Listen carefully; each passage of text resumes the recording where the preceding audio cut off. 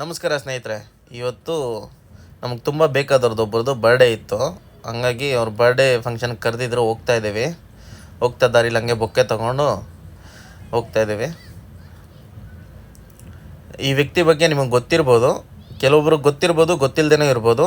ಈ video full ನೋಡಿ ಅವ್ರ ಬಗ್ಗೆ ತಿಳ್ಕೊತೀರಾ. ತುಂಬ ಒಳ್ಳೆ ವ್ಯಕ್ತಿ. ಇವ್ರ ಬಗ್ಗೆ ಮೋದಿಯಿಂದ ಎಲ್ಲರಿಗೂ ಗೊತ್ತಿದೆ.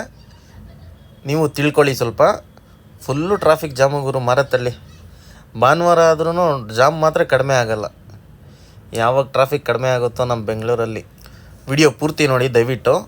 ಈಗ ಸ್ಟಾರ್ಟ್ ಆಗುತ್ತೆ. ಮಾತೆ ಸಾಹೇಬ್ರ ಪಾದಕ್ಕೆ ಅಂತ ಇಲ್ಲಿ ಹೇಳಿದ್ರೆ ಶಂಕರ್ ಸರ್, ಮಾತೆ ಸಾಹೇಬ್ರು ಹೇಳ್ತಾ ಇರೋದು ಹೃದಯಕ್ಕೆ ಅಂತ. ಬನ್ನಿ ದೊರೆದ ಚಪ್ಪಾಳೆ. ಪಾದಕ್ಕಲ್ಲ, ಹೃದಯಕ್ಕೆ.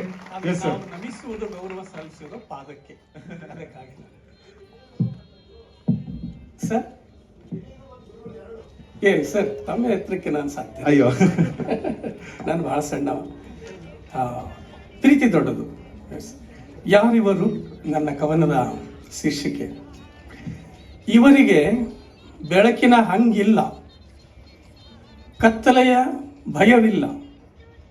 ಇವರು ಕಣ್ಣಿಲ್ಲವೆಂದು ವಿಧಿಯನ್ನು ಹಳಿಯಲಿಲ್ಲ, ಪ್ರಾರಬ್ಧವೆಂದು ಗೋಳಾಡಲಿಲ್ಲ.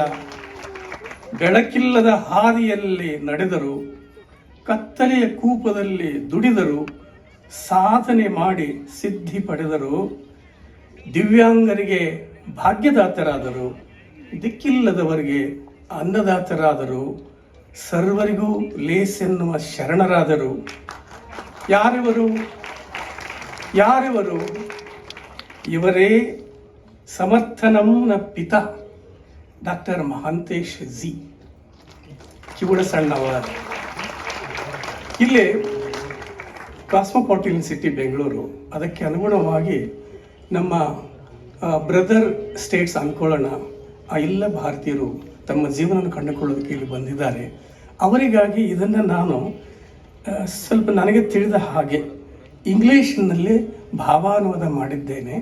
ದಯವಿಟ್ಟು ಭಾಷಾ ದೃಷ್ಟಿಯಿಂದ ಏನಾದರೂ ಚೂಕಾಗಿದ್ದರೆ, ತಪ್ಪಾಗಿದ್ದರೆ ತಾವು ಕ್ಷಮಿಸಬೇಕು. ಕನ್ನಡದಲ್ಲಿ ಇರ್ಬೋದು.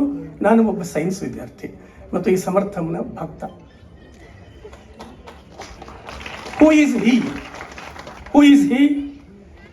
He is neither worried of lot nor afraid of dark.